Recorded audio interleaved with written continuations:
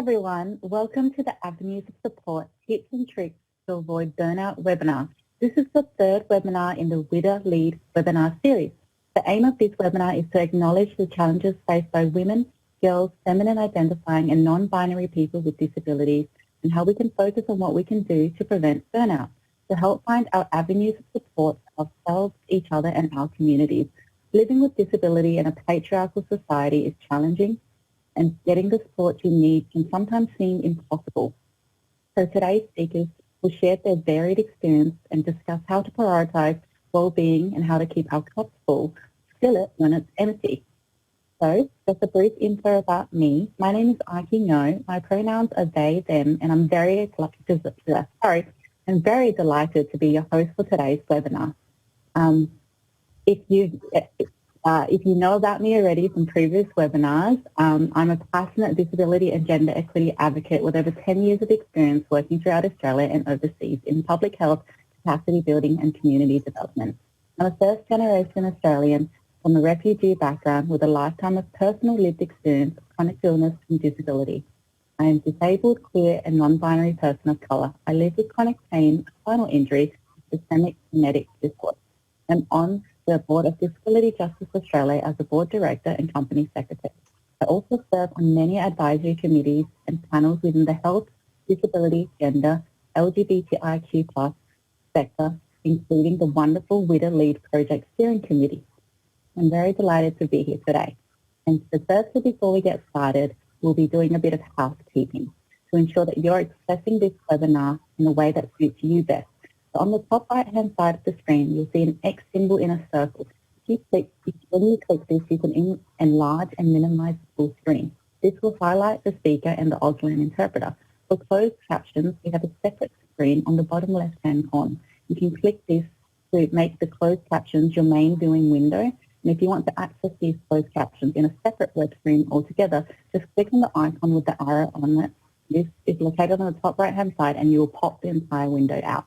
On all of the screens on the right top-hand side, you will also find a box with two back and forth arrows on it. This will allow you to move between the screens. If you click on the star icon, it will also return you to all the screens. We encourage you to have a play around with what screen works best for you so you can watch this webinar in the way that suits you best.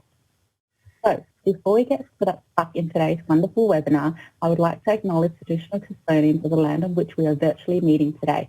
I'm hosting on the Wiradjuri land of the Kulin Nations in Victoria, and I'm honoured to welcome and hand over to Auntie Yvonne Weldon, a Wiradjuri woman from the Metropolitan Aboriginal Land Council and Gadigal Land, to do our Welcome to Country today.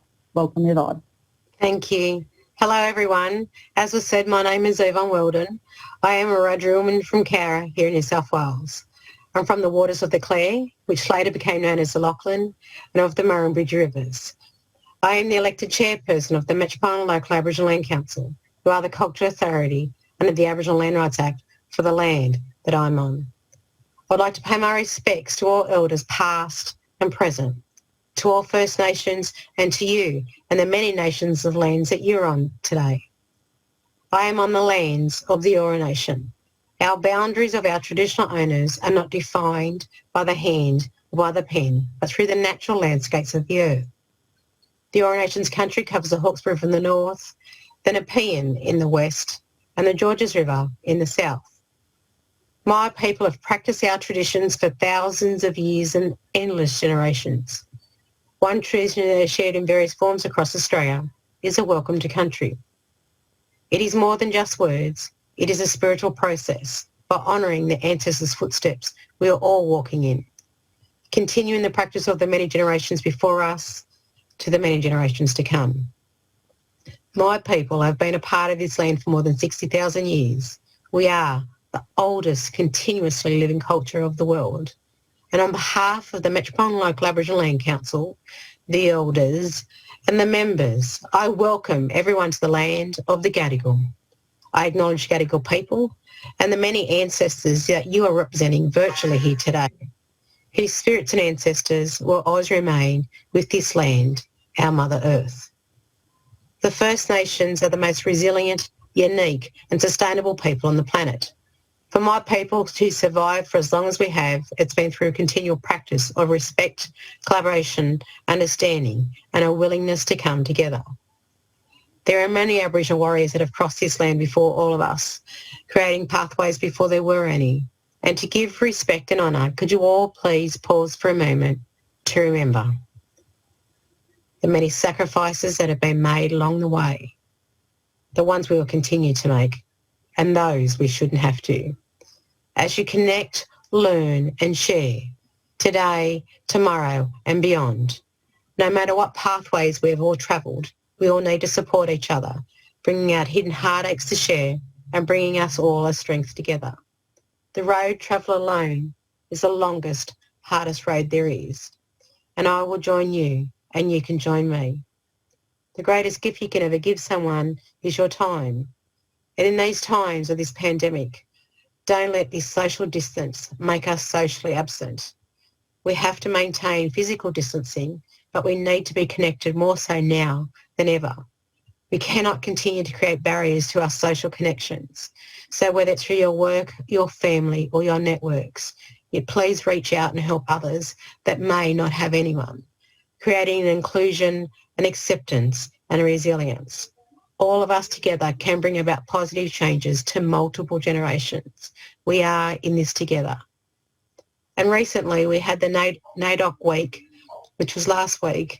That was, it wasn't deferred, but it didn't happen in the physical sense. But the theme was Hill Country. So whether you think about the land, our culture, our history, or the devastating impacts of past or current times, or the resilience of my people, Hill Country means so much more than about the land. It's about the people, our culture, the healing of spirit, after living and dealing with what was lost because what was taken. Hail Mother Earth, because we are the children of it. And know that the answers to the questions for everyone in this country should always commence with the voice of Aboriginal people first, because we are the first people of this country. So with that said, let us all draw upon my people's spirits as we continue on our journey. May my people's spirits walk with you and guide you as we strive forward for us all. Again, on behalf of the Metropolitan Local Aboriginal Land Council, welcome to Gadigal land. This always was and always will be Aboriginal land. Thank you and have a wonderful day. Thank you, Auntie Yvonne, for that heartfelt and very important welcome to country. It's always a pleasure listening to you speak. And for those who don't know about Women with Disabilities Australia, WWDA is a national disabled persons organisation that represents more than 2 million women, girls, feminine identifying and non-binary people with disability across Australia over almost over 20 years. Our goal at WWDA is to be able to be the national voice and the national force that leads the way for women, girls, feminine identifying and non-binary people to improve the lives and opportunities of our community. We use the term women and girls with disability on the understanding that it is an inclusive term for women, girls, feminine identifying and non-binary people with disabilities in Australia. And a little bit about the WWDA LEAD project, which we recognise as part of. The WWDA LEAD project is an exciting information linkages and capacity building project using step-by-step co-design and meaningful intersectional community representation to develop sustainable and accessible outcomes in leadership, networking, engagement, empowerment, and opportunities to build the capacity, both individual and of the community, for all women and girls with disabilities. We are very thrilled to be able to deliver a huge range of activities and initiatives to build on the capacity and leadership skills of our community over the next 2 years, including a wide range of leadership, peer networking and mentoring opportunities, including scholarships, online programs and activities. We would also like to sincerely thank the Department of Social Services for funding the WWDA LEAD project through the ILC program. Today's webinar is a part of a series of webinars that we have been delivering and will be delivering throughout the year. You will all be provided with a link to access previous webinars as well as this one when it becomes available later in the day. So at the end of this webinar, I'll also highlight some of the current key activities and opportunities of WWDA LEAD and how you can get involved. Today, we have an excellent lineup of speakers. We have Marley Hermans, a Disability Justice Network member and Project and Policy Officer at WWDA. Monique Crowden, the Speak Out Association of Tasmania President and WIDA Project Steering Committee member, Pauline Batuna, a Disability Justice Network and Disabled to BIPOC Collective member, and Bobby Green, feminist apparel small business owner. Firstly, I would love to introduce Marley. Marley, whose pronouns are she, her. Marley is a Wiradjuri writer, organiser, community worker living on Ngunnawal. Pardon me for any mispronunciations, and I would do my best to pronounce Ngunnawal and Ngambri land, but today she is on Yagara country, also known as Brisbane. As a disabled woman, Marley is deeply invested in disability justice networks, committed to challenging ableism and its intersections with colonialism, white supremacy, patriarchy and class. Marley is part of the WIDA team and is a member of the Disability Justice Network. Welcome, Marley. Thank you, Aki. Before I begin, I would like to build off what Annie Yvonne was saying and pay my respects to the ancestors and the elders of the country that I'm on today. I am in beautiful Meanjin, otherwise known as Brisbane, on Yagara and Turrbal country, and I pay my respects to the ancestors and the elders of this country. I feel very grateful to be where I am today. Before I start speaking, I thought I would give a little visual description of what I look like and the environment I am in for any blind or vision impaired folks. So I am wearing a black and white stripy turtleneck. I have shoulder length dark brown hair. I have a fringe. I am wearing glasses with wire frames. I'm wearing silver hoops and I have pale skin. And in the background, you can see a green couch as well as kind of like a white wall with some pictures hanging down just at the top of the screen that are being cut off, as well as a grey cat scratch post to the left of me. But yeah, as Aki has introduced me, my name is Marley. I am a proud Wiradjuri woman, as well as coming from a white settler background. And I normally am living on Ngunnawal and Ngambri country. And I am very invested in disability justice politics, and I'm a part of the Disability Justice Network alongside working at WIDA as a policy and projects officer. I am a proud disabled woman, so I live with several different chronic autoinflammatory diseases which affect my skin, my joints, my mobility, as well as my digestive system. And that leaves me very fatigued a lot of the time and dealing with chronic pain. And I think what I kind of wanted to talk about today is what it means to exist as a disabled woman within Australia, particularly as a disabled First Nations woman, as a disabled person coming from a background of poverty, and how burnout is enabled by the systems we live under as disabled people, whether it be because we don't have access to the resources and funds we need because of very bureaucratic NDIS systems, because of very violent mechanisms that prevent a lot of people from receiving welfare support through the disability support pension, or whether it be through the medical system and the different ways that it invalidates our pain, particularly as women, girls, non-binary and feminine identifying people with disabilities. So that has been something that I have experienced throughout my entire life, not having access to resources as a disabled person, and never really being able to keep my head or my health above water, or have any sense of stability because of those different systems that I've had to navigate. And in particular, I think too, my experiences with the medical system have very much defined the way that I conceive of myself as a disabled person. It has been a constant source of stress, of pressure, of trauma for me. And because of that, I have felt fatigued and burnt out most of the time.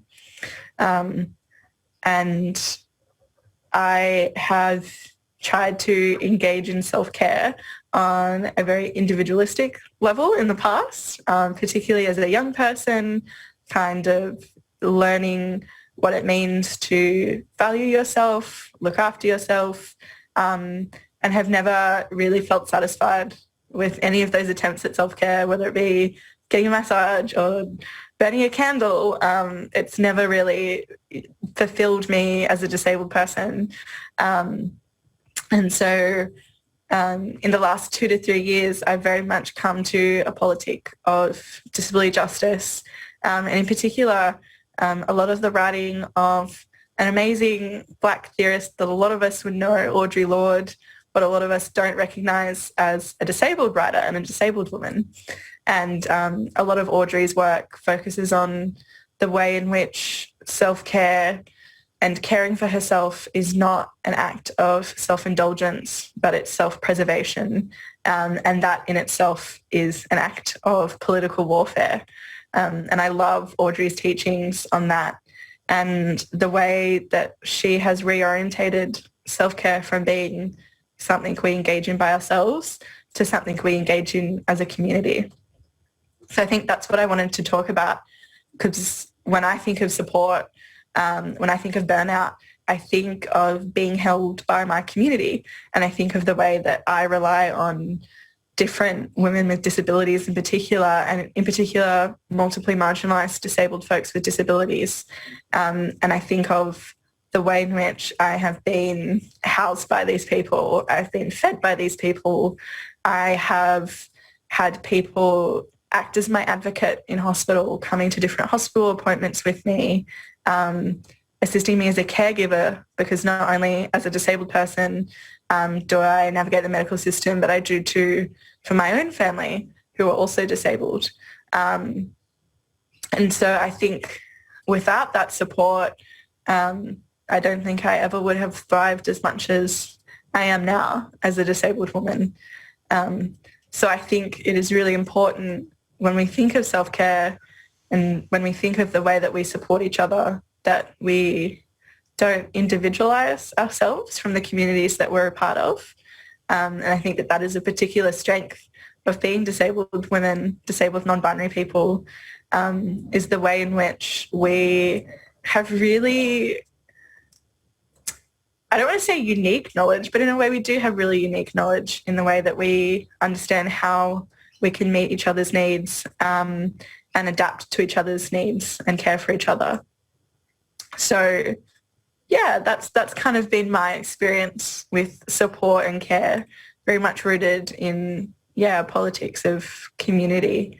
And I think too, that has facilitated healing in a way and resistance to burnout in a way other avenues of support I've followed never really have.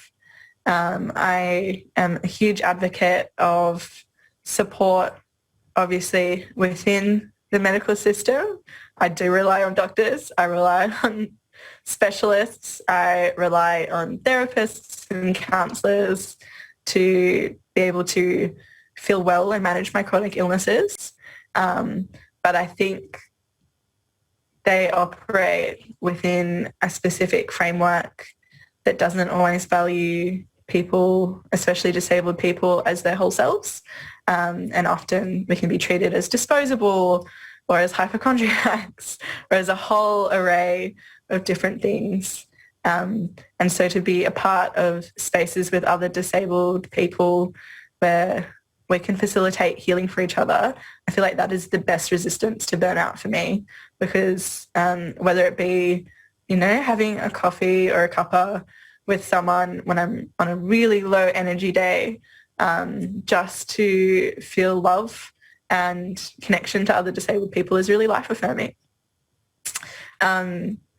So yeah, that is my kind of take on support and care as a disabled person, and I'm really excited to hear about the journeys of our other speakers today, because I feel like very similarly, a lot of us, have been held by other disabled women and non-binary folks. And I think that is a big part of what the LEAD project is not only looking at our individual capacities to lead and self-advocate for ourselves as disabled people, but also looking at the way in which leadership manifests in community building and how we learn from other people around us. So yes, thank you for having me.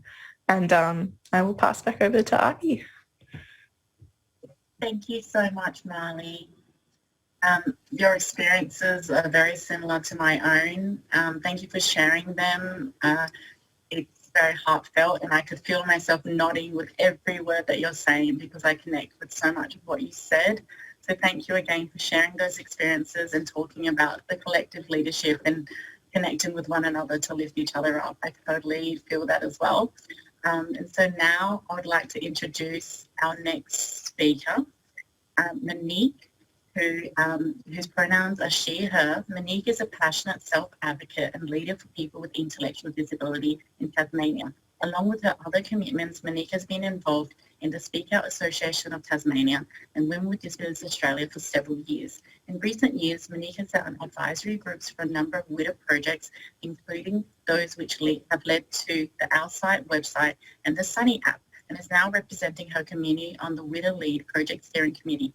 Monique also volunteers with her local Girl Guide group and is a member of Young Girls with Disability and is a mentor for young girls with disability and is passionate about inclusion and a truly inclusive society.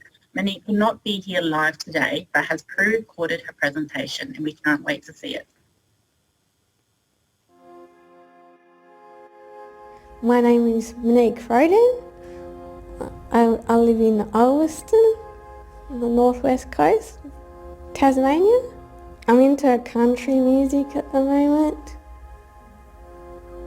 My favourite singer probably is Luke Combs.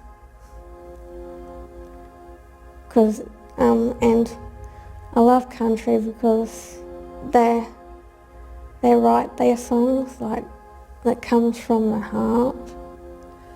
I'm part of the WWDA LEAD project.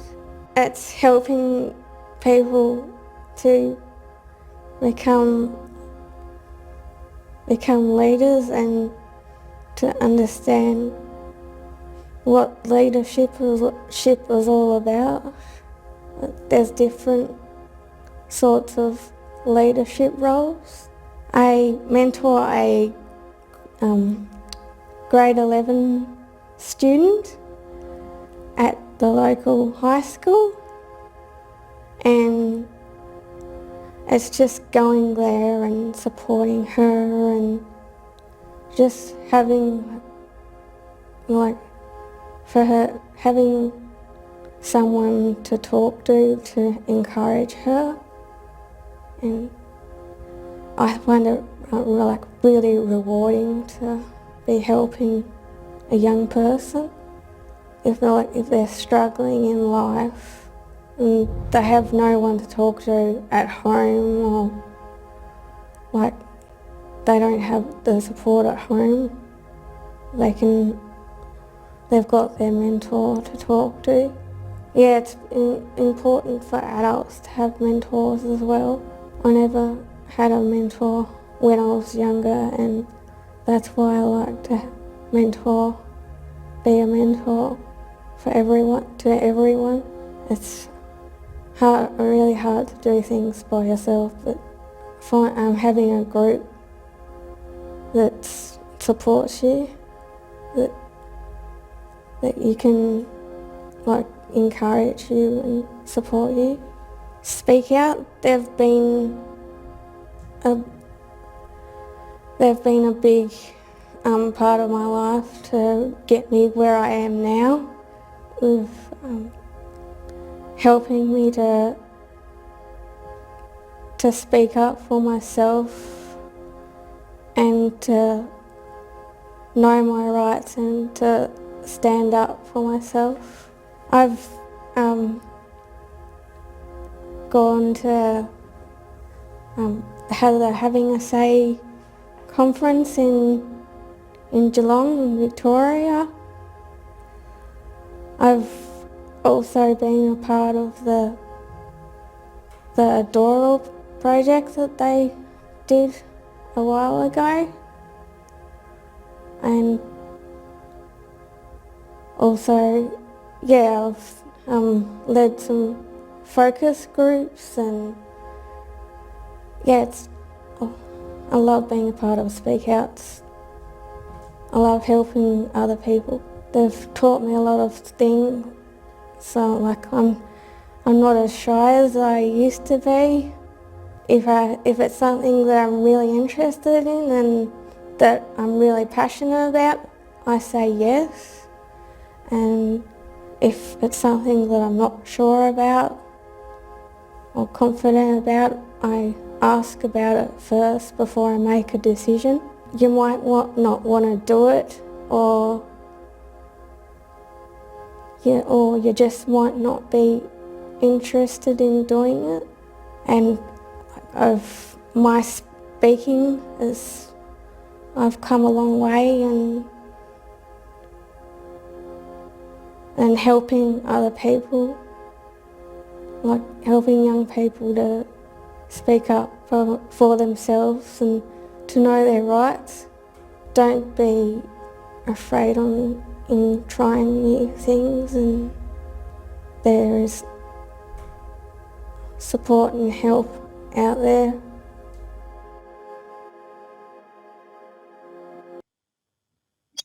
Thank you, Monique, for your video. I would like to say we've received some feedback about my audio. I've tried to improve it as best I can. I do really hope that you can hear me now. I've changed a few settings, but I can absolutely provide a transcript of what I've said today to anyone who has not been able to hear me. So I do apologise for that. IT issues, we can do all we can, but they can still happen. So I do apologise for that, but I do hope you can hear me now. So thank you again for Monique. Thank you again to Monique for your video. If you have any questions for Monique at all, you can still submit them, and we can try to get Monique to answer them for you. So next up, I would like to introduce Pauline Patuna, whose pronouns are they, them, she and her. Pauline is a disabled person, writer, artist, community radio broadcaster, and a caregiver born in Papua New Guinea and living and learning across the lands of Boomerang and Wurundjeri peoples of the Kulin Nation. They are a member of the Disability Justice Network and a writer-artist as a part of the Disabled Q BIPOC Collective. Welcome, Pauline. Hi, and as just mentioned, I'm joining you from Kulin Nation land, and I want to pay my respect to the ancestors and the elders of all sovereign peoples of the Kulin Nation today. Following in Marla's footsteps, I'd like to just give a brief description of myself. I have dark brown skin, I'm wearing a chunky sweater, and I'm in front of a virtual background that shows a field of flowers. Before I talk about tips and tricks for self-care, I want to talk about collective care, and not surprisingly, there'll be some overlap between Marley and I. I really loved that Marley referenced Georgie Lord. Today I'm going to reference Miriam Kaba. So if we could have the first slide up from the person who's controlling the slides. Yep. So Marianne Kaba is an organizer in the United States who's active in movements for racial, gender and transformative justice. She has this passage in her book, We Do This Till We Free Us, Abolitionist Organizing and Transforming Justice, where she talks about her issue with the concept of self-care and the need to think always in terms of collective care. She says, self-care is really tricky for me because I don't believe in the self in the way that people determine it here in this capitalist society that we live in. I don't believe in self-care. I believe in collective care, collectivizing our care and thinking more about how we can help each other. So she makes a distinction between self-care and community care, as Audre Lorde did, and that is really about that's really just to do with the fact that we as humans need to be in community. It's our need, and we have, our well-being is connected to the well-being of others, of other people. This is also a point made over and over again in the book Care Work, Dreaming Disability Justice by Leah Lakshmi Piesna Samarasinghe, which is a must-read book that I recommend everyone go out and get a copy of. When it comes to burnout, so many of us suffer from the never-ending urgency of so many issues that affect our communities. And in We Do This Till We Free Us, Mariam Kaba has this advice for young organisers. Can we get the second slide up? So Mariam writes this for young organisers. Your timeline is not the timeline on which movements occur. Your timeline is incidental. Your timeline is only for yourself to mark your growth in your living, but that's a fraction of the living that's going to be done by the universe and that has already been done by the universe. So when you understand that you're really insignificant in the grand scheme of things, you just are, then it's a freedom, in my opinion, to actually be able to do the work that's necessary and to contribute in the ways that you see fit. When I read that, I really just saw it as a way to just sort of focus on the work and not get overwhelmed by the urgency of things that are going on and the need to do things all the time, because there's an endless need for us to act and take actions. And since my own youth, I've come to view time, and specifically my time on this planet, in a similar way to Mariam. My reason for that, though, is that for decades I've been dealing with traumatic experiences and struggled with long-term complex trauma while adjusting to my disabled body's ever-changing needs. As Leah Lakshmi writes, disabled people have a full-time job managing their disabilities and the medical industrial complex and the world, so regular expectations about work, energy, and life can go right out the window. And rejecting ableist ideas about productivity has been really essential to my self-care. Coming to understand my trauma has been a really long and really arduous journey, but it's been essential in order to find effective ways to care for myself and accept myself. It's especially important as I'm a caregiver as well. My most frequent regular trauma response is something called hyperarousal and dissociation. So can we have slide 3 up? So we're sharing a diagram on screen now, and for time's sake, I will supply a full image description for anyone who requires that after this talk. But the diagram shows 2 broad ways that nervous systems respond to stress and trauma that can keep us out of what clinicians call the window of tolerance. That's the place of being where a person has the capacity to deal with challenges and not be overwhelmed. And one of the ways that those of us living with trauma respond involuntarily is hyperarousal. So in basic terms, this is basically like a strong fight or flight response. Another way is hypoarousal, which is like your body shutting down or disconnecting from your body. For most of my life, I have lived in states of hypoarousal and extended periods of dissociation. This is an involuntary way that my body-mind responds when I am triggered.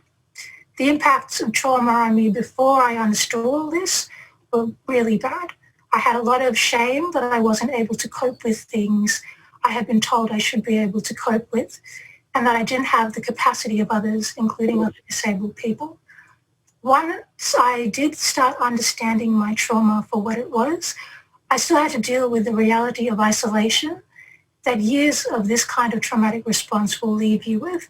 Trauma, ableism, and inaccessibility have blocked my access to education and employment and spaces for communities I am and should be a part of.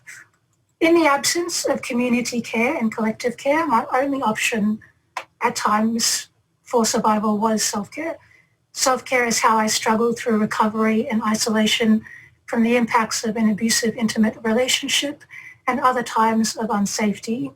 My experiences with unsafety in the presence of unwell people I love and still care for have led me directly to abolitionist thinking through a disability justice lens, and I'm still recovering.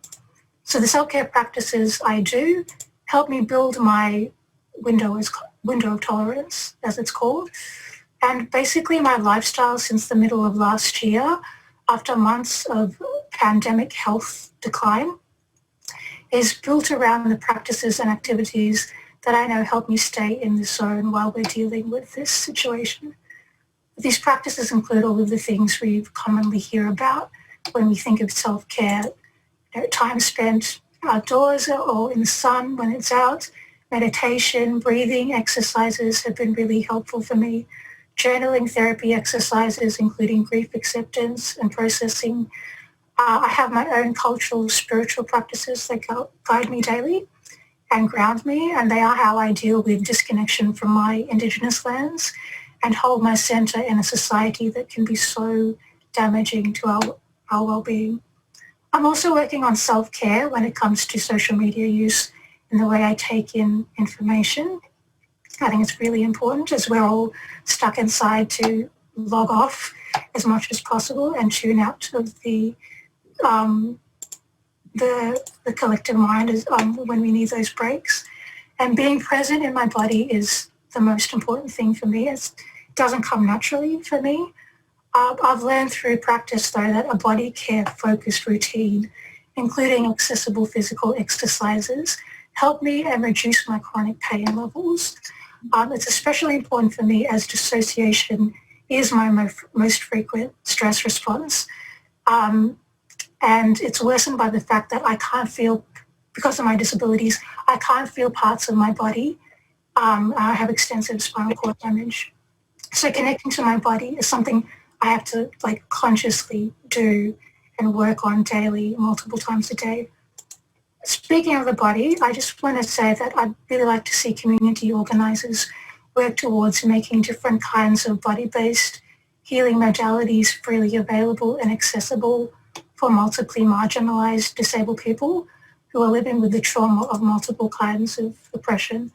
I would like to see disabled organisers imagine how we can create opportunities for disabled people to access such healing regularly as a form of community care. And we have to look beyond the state to create these opportunities because we've already seen during the pandemic, the state has failed in basic housing, health and safety needs for so many of our people. I'm thinking in particular of my disabled Black sisters and siblings who are struggling in constant states of hyper-arousal, dealing with their own poverty and state violence while advocating and caring constantly for members of their communities. I know many disabled people have been having conversations about how we can holistically support each other, which brings me to my final point. The Disability Justice Network is committed to building in line with the 10 principles of disability justice, which were developed by Sins Invalid to guide community organising. When we use the term disability justice, we are talking specifically about a framework that has emerged from community organising in the US led by Black, brown, queer and trans people. If we can put up slide 5. So the slide that is currently up is text-based, and it basically shows the principles 5 to 10 of the 10 principles of disability justice. These principles are important to self-care and community care as they provide a starting point for organising that, if followed, should ensure community care is built into the way we come into community with each other. There's so much more to say, but I'll have to leave it there. Thank you. Thank you so much, Pauline, for sharing those experiences, some of which I feel as well, some of which I've personally experienced, and particularly about your trauma.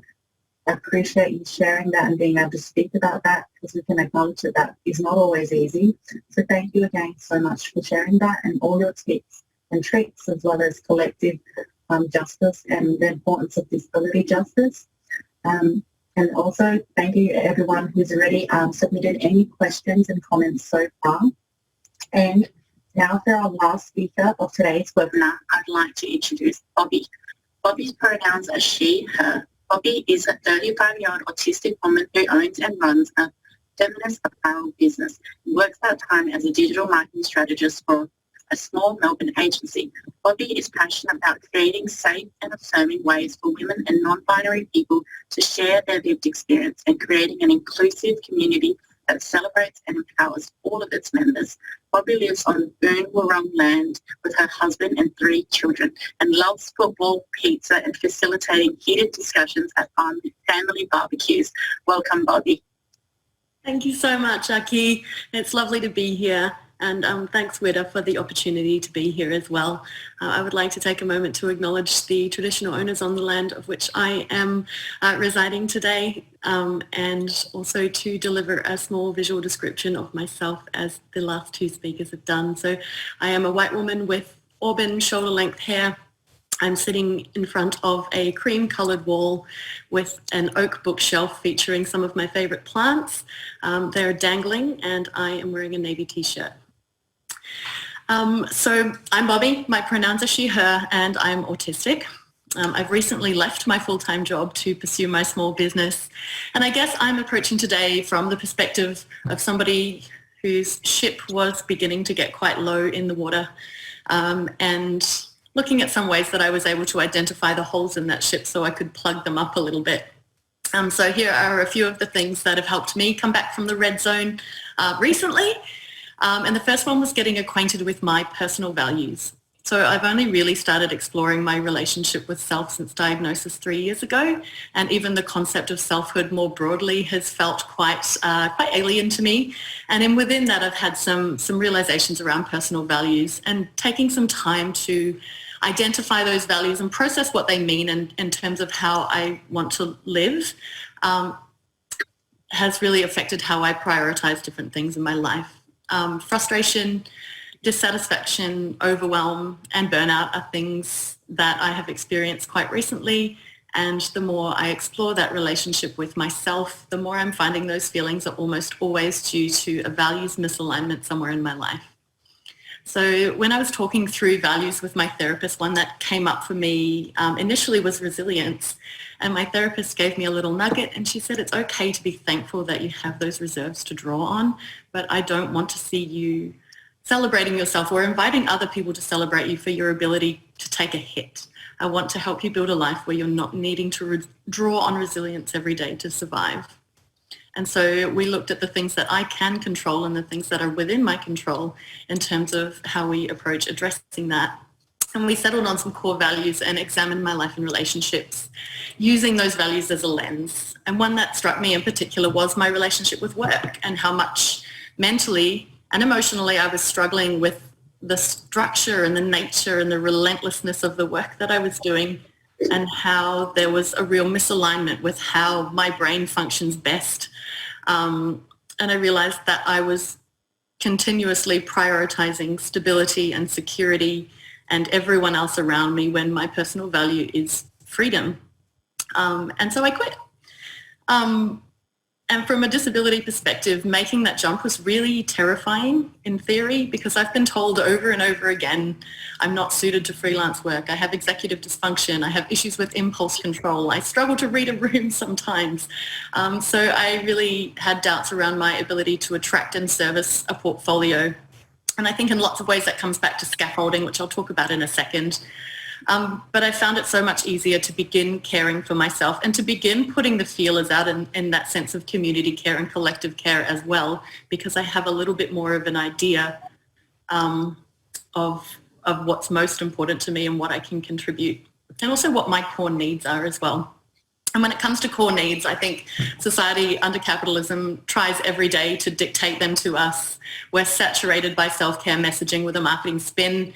And it's not to say that some of those things are not valid and that they will have their benefits. But as an autistic person prone to sensory overwhelm, my key core need is really simple, and it's just like a period of silence every day. So it seems really simple, but knowing that about myself allows me to prioritize those periods of silence in my day and build in other little supports and boundaries and protections for myself.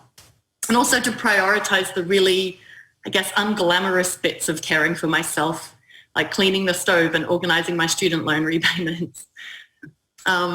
for that, a little bit comes down to scaffolding for me as well. So the way that my disability manifests in my life is significantly impacted executive functioning skills. So pre-diagnosis, I tried everything to be conventionally organised and found myself constantly frustrated. Nothing worked.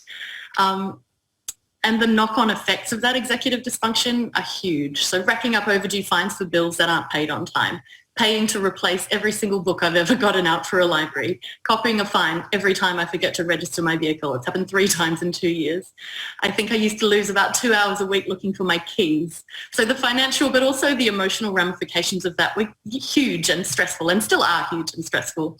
So what's worked for me in terms of being able to scaffold that a little bit is understanding that a scaffold and a support looks really, really different for everybody. And for me, it looks like having 5 complete sets of house and car keys, each one with a tile attached so I can find it.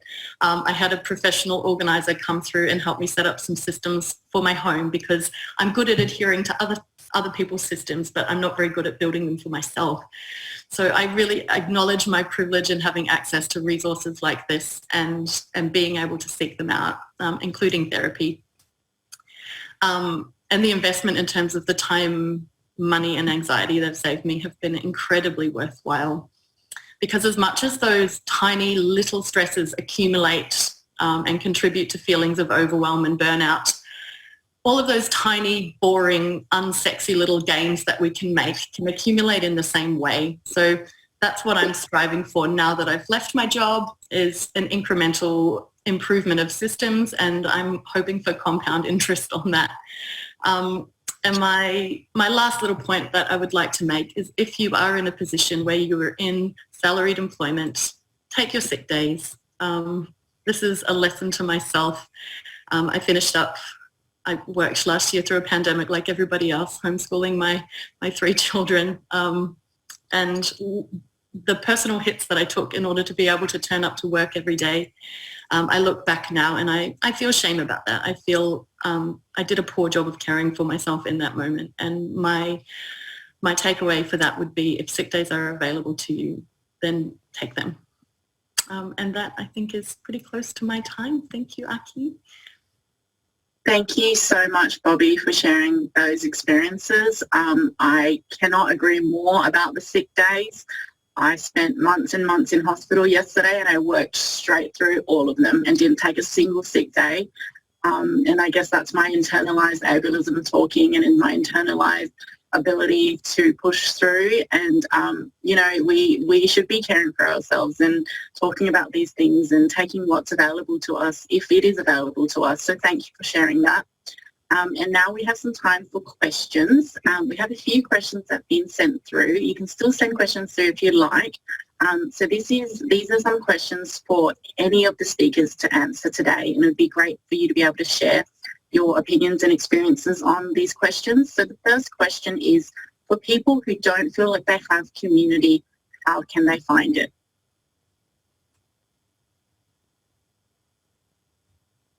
How have you all been able to find your sense of community and connect with one another? I can respond, since that's been my experience where I really had to seek out community.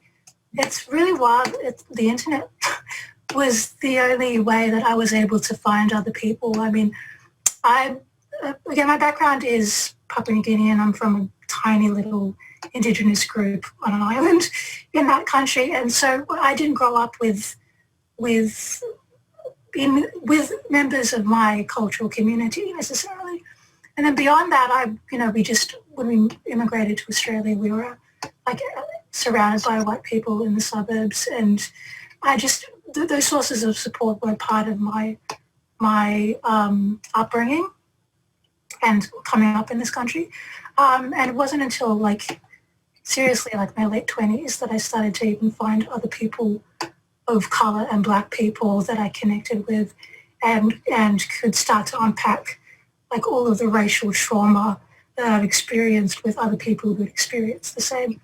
And then it's been another journey altogether to find disabled people of colour, and that's only been in the last 3 or 4 years, seriously. And the internet has been the way. if you have access to the internet, which you probably do if you're watching this, I would start there. I think, yeah, it's get on Twitter. I know it can be scary if you're not on there. Like, it's hostile sometimes, but I've found a lot of people on Twitter, actually. There are different hashtags that you can follow to find. There are so many different ones. We can actually even provide a list of some of the hashtags you might want to follow to find other people. So I definitely recommend that. And literally a lot of, the other members of the Disabled Q BIPOC Collective, which I'm a part of, I met all but one of them online on Twitter. So it's a really effective way to find a community, I actually think. Fantastic. Would anybody else would like to contribute to that on how you found your community? I would absolutely second that. That's how I met Pauline on Twitter. And I think beyond the internet too, finding community for me has not so much been a process of like physically finding people, but cultivating community, if it makes sense. So like, I've had people around me, I've had disabled people around me, but we've maybe never had those discussions about disability before, or we've never, been genuine and vulnerable with each other to be like, this is my need right now in this situation. So I think becoming confident in the last 2 years to rely on people and ask for support and very clearly kind of set them out as my community has been something that has changed my life. So I guess one piece of advice I'd have for people trying to seek community is maybe look not only beyond your current networks of support, but maybe look at the family and friends in your life and see if there are opportunities to have discussion with them about how you can strengthen your relationships with them as well, so that they can be more of a community for you. Thank you. I would agree with both of those. And I found the ADHD community in particular to be very excited and very generous with their resources. I'm still very much in kind of a learning phase and trying to understand things a little bit better. And I agree, Twitter has been a particularly profoundly helpful resource in terms of just shared experience, really. Thank you, Bobby. I agree with all of the speakers as well. It's been a bit of a challenging journey to find your community, but you can find it through WWDA. I found so much community through WWDA and the opportunities and talking, and even my identity as a disabled person that's come from being able to work and know about groups like WWDA. So the next question is also addressed to all of the speakers. Burnout, how do you recognise it? I can have a go at answering that one first. In my experience, I recognize it too late.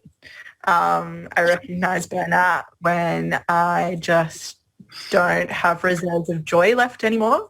And for me in particular, burnout kind of manifests itself as a really kind of off relationship with time. Like I'm going at 100 miles an hour. I feel like I can't sit down and take a break and kind of tune out for a bit. So I think for me, burnout and recognizing burnout is a constant checking in process. And in particular, one activity that I really rely upon is like physically writing and journaling. That's something that I wouldn't be able to kind of unpack disability or trauma or just my emotional life without. And so that process of constantly checking in with myself via journaling has been my biggest safety net in being able to realize, oh, like things aren't going too well, or like this is, a really clear sign of burnout. So I would really encourage people, even if journaling isn't your thing, just finding a way to kind of track how you're feeling. Like for some people, it can be even just regularly checking in with other people and having others help recognize burnout symptoms, because I know for a lot of us, maybe if we struggle, there are other close people around us who can help us recognize and kind of make protective plans around burnout. Agreed. And for me, having feelings have always been quite an abstract concept for me that live out here, but they do tend to take root in my body. And so I definitely agree with Marley in the checking in, even in the physical sense, so the journaling, but also checking in. And if you're feeling like a physical pit of existential dread in your stomach when you're waking up, that's a pretty good sign you're on the brink. So for me, it's a physical check-in as well as a mental check-in. Thank you, Bobby. The next question actually flows on from that and is directed to you. There's a person that would like to know more about scaffolding and how you've incorporated that and what that means. So I don't have any particular skills around scaffolding at all, but I have a very good therapist who will help me identify a problem or a deficit or something that I'm struggling with in my life. And then we kind of tend to look at typical solutions for that particular problem. I'll use my keys as an example of scaffolding something in my life that was causing me grief. So I would spend probably a couple of hours a week looking for lost car keys, which is like, when you say it out loud, it's ridiculous. It's ridiculous to lose that much time.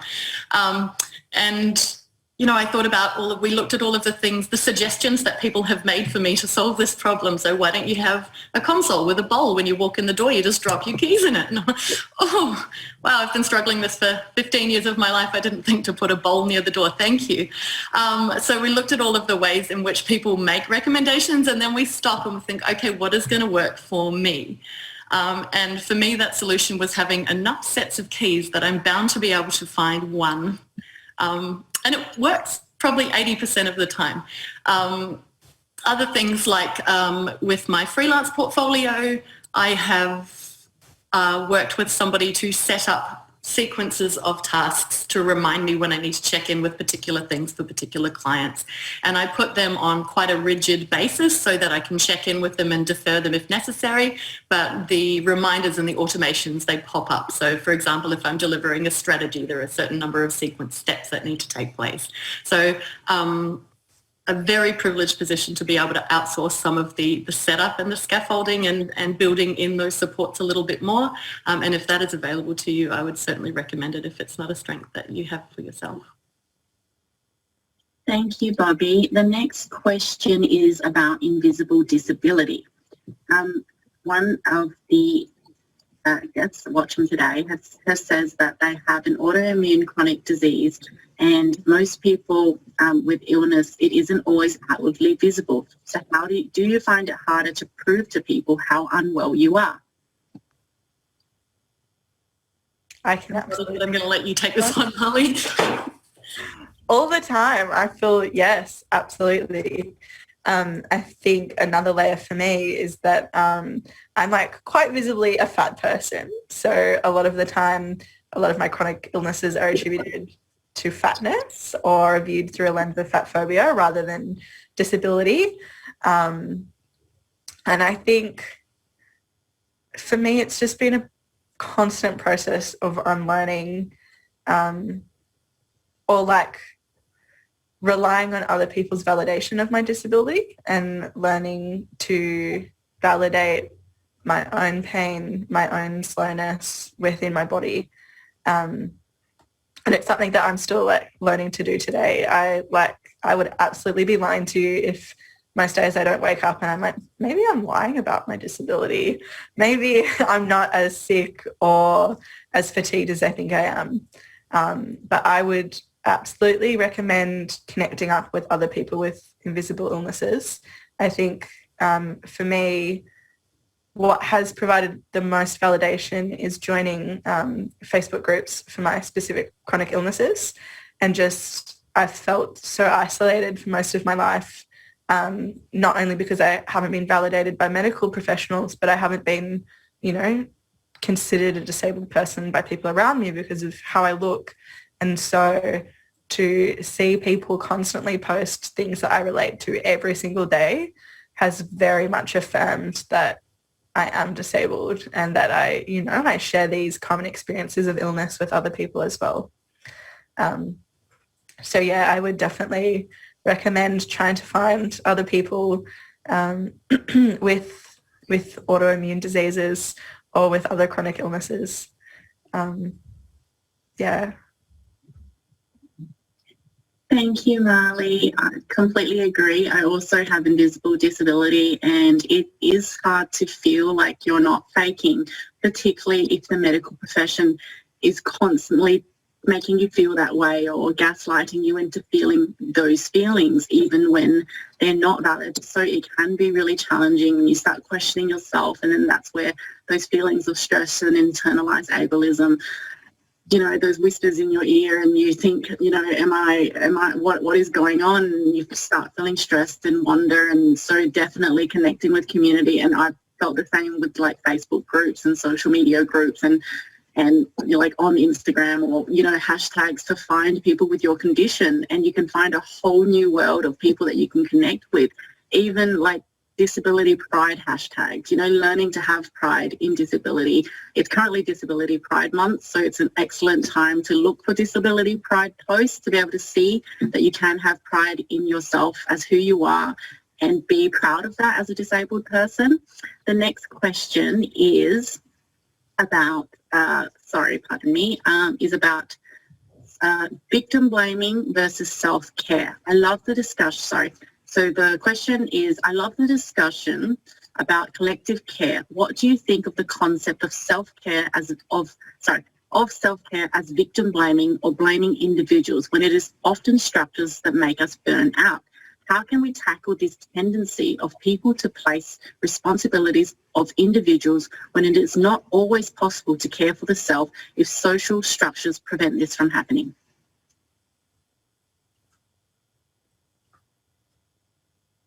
Anyone would like to take that question?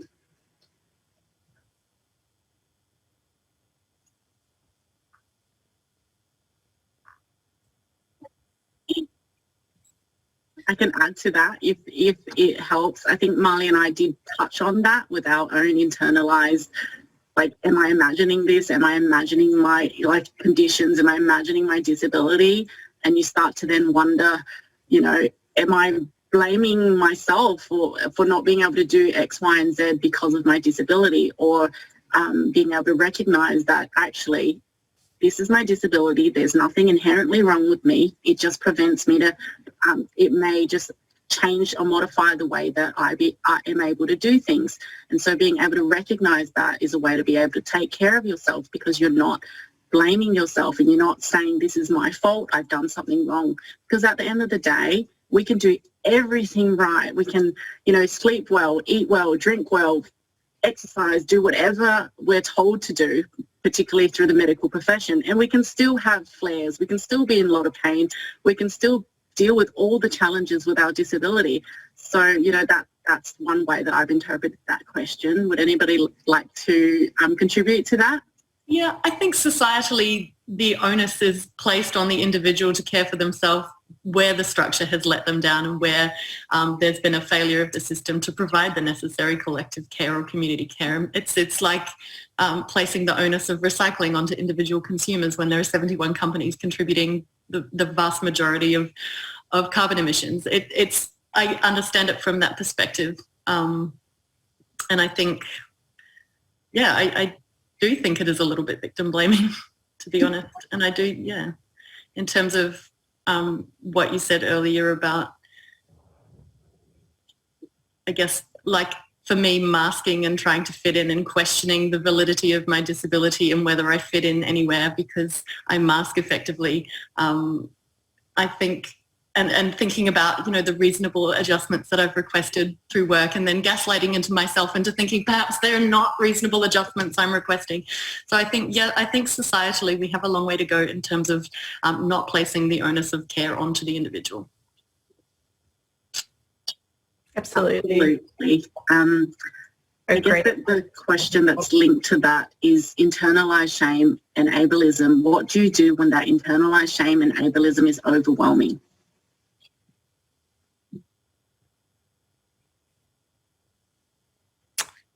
Can I speak to this one? Absolutely. Again, I'm still unpacking internalized ableism and shame every single day, and I think I probably will be unpacking it every day for the rest of my life, just because that is the nature of how deeply ingrained it is in us from the society we live in. But I think the main way that I have been able to start navigating that shame is actually having spaces with other disabled people to be vulnerable and to voice the things that I normally wouldn't get the opportunity to voice. So I think having spaces of vulnerability with other disabled people is like absolutely the biggest thing we can do to break down that shame. Because to me, a lot of my experiences of shame are marked by guilt or the idea that I'm experiencing something very, very differently. No one else has experienced this. I'm doing something in the wrong way. And so to be able to talk to other people and be validated by them and to learn that, we actually have common experiences, and that, if anything, coming back to that question, Aki, that we ourselves as disabled people shouldn't be ashamed. I think that our broader community has a lot to be ashamed about in the way that it treats marginalised people, in particular marginalised disabled folks and disabled women and non-binary people. So I think that's how I tackle shame, is again collectively. And I feel like that's what we keep coming back to at this webinar is, the power and importance of doing these things collectively rather than in isolation. Absolutely.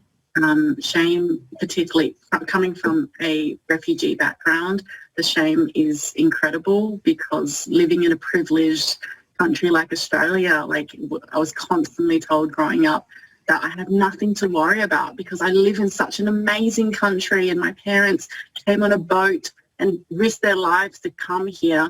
And so I feel this shame that I'm not well enough to experience this and all of that. But connecting with people with my similar experiences and connecting with the WWDA group and the community, and even just listening to this webinar is validating. It's self-affirming. It's telling us that we have nothing to be ashamed of. It's telling us that these experiences matter, and anyone listening to this webinar or will listen to this webinar will hopefully be able to gain some of that insight and that experience as well. The next question is for Pauline, actually. Pauline, could you, regarding hypoarousal and hyperarousal, can you please define these more for us and tell us techniques to notice when these things are happening and how to stop and or manage them? Oh God, actually I'm going to direct you, I hate to do this, but I'm going to direct you to the internet because you can find, I've Googled this so many times, you can find so many articles written by people who experience these things too. They go into more detail and explain it much better than I could in the brief window of time that we have. But I have to say too, connecting back to an earlier point or an earlier question about the difference between like that whole thing about individual responsibility and structures that actually cause us harm. I have not engaged formal therapy for many years because I have so many traumatic experiences with therapists who did not understand racial trauma, who did not understand my extensive medical trauma. I have a PTSD response every time I go near a hospital. I mean, there's so many ways that we don't understand the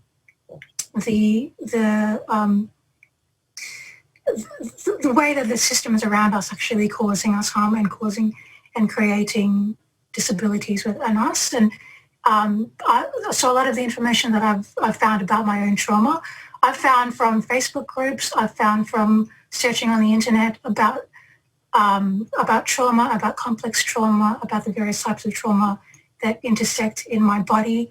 And so I definitely recommend like doing a deep dive and start investigating for yourself some of these topics. If you Google hypoarousal, if you Google hyperarousal, dissociation, all of these terms, you will find the information that you need.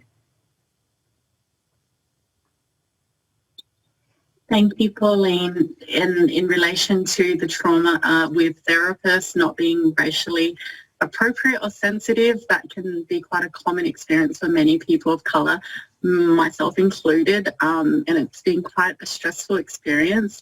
But there are therapists out there that exist. It just might take a bit longer to find someone. And it's so important to be able to recognise that there is a level of racial trauma that can exist for people of colour with multiple marginalisations and disability. Another question for everyone is about NDIS supports. So how do you think systems like the NDIS and Centrelink could be improved to better the needs of women with disability? A pretty loaded question. It's a big one. I'm going to bounce off what Pauline was just saying. I think one of the biggest problems with the NDIS and the way that Centrelink and welfare operates in this country is that they are deliberately punitive, they're deliberately exclusionary, and they're not trauma-informed. And I know that trauma-informed has become a big buzzword, but as disabled women and non-binary people, I think it's fair to assume that we're coming to these systems with a level of trauma, whether that be medical trauma, racial trauma because we're people of colour, whether it be coming with just the everyday trauma in our bodies from unpacking and experiencing ableism, and in particular, as women with disabilities, sexual and gender-based violence trauma as well. So I think one of the biggest things, apart from making sure that these systems adequately fund support for us, which I don't think they do, I think they are very restrictive and oftentimes deliberately keep us in poverty. But I think one of the other biggest changes that needs to happen is the way that these systems interact with us. Because right now I feel like a lot of the time we're considered as a number or a client rather than as a whole person that's coming to this system for help and support with a whole array of different experiences and traumas. So I feel like changing the ways that these systems interact with us is vital. And again, coming back to the idea of putting the heat on the systems, that systemic change and that trauma-informed change is not something that is up to us. It's up to these systems to change the way that they're interacting with us. Absolutely. Thank you so much for that response. Bobby, you were just about to add something. Say likewise, and the onus for advocacy is placed on the individual. I absolutely agree. Definitely. That's all the time we have today for questions. If your question wasn't answered today, the WWDA team will do their best to respond to you and provide answers to any of your questions or comments. So thank you for today's webinar. Thank you to everyone who has attended the webinar today. Huge thank you to our guest speakers for sharing your experiences. Sometimes some of them quite complex and quite traumatic, so it's so deeply appreciated. Thank you for your tips and tricks today of how you overcome burnout and talk about those experiences and even recognise that burnout. You're more than welcome as the audience, you're more than welcome to continue to submit questions if you need, and the team will get back to you. We would like to thank the Department of Social Services again for funding the WWDA LEAD project. We really value everyone's time today and would really appreciate your feedback. So if you could participate in the survey by clicking the information or the eye icon on the bottom of the screen, it would be greatly appreciated. We'll also send out an email with a link to the survey and provide you access of today's recording as well when it becomes available. Please feel free to share this with your friends, family and your community, especially if they couldn't be here today and missed out. So we would love for you to connect with WWDA and all the work that WWDA is doing through the WWDA LEAD project. You can do this by being a WWDA member or joining the closed private Facebook group, one of the things suggested through all the guest speakers. So there is a WWDA LEAD private Facebook group, which is a first point of being able to find community. Definitely something I would recommend. Plus follow WWDA on all social media platforms at Women with Disabilities Australia or WWDA. And current activities and opportunities with the WWDA LEAD project include the Art Prize, The art prize is still accepting submissions until the 23rd of July. It's your last chance to enter your art. We also have peer networking events, which is a great way to interact with other WIDA members, and you can stay tuned for the next event. The next peer networking event will be announced on our socials, and we are very excited to announce that applications for our mentoring program has opened today. This is an eight-month program designed to build the confidence, skills and capacity of our members. If you are a woman, girl, feminine identifying, a non-binary person with disability looking to build your leadership skills, connections, or help someone else build theirs, then this program is for you. To find out more or sign up, just head to the WIDA website. And if there's anything else that I spoke about today that you require, just please visit the WIDA website and get in touch. The next webinar we have planned is for September. Keep an eye out for details to be announced. Thank you again to all the speakers again. Thank you to everyone who's come and watched today, everybody who's submitted questions, and we look forward to seeing you next time. Thank you and bye.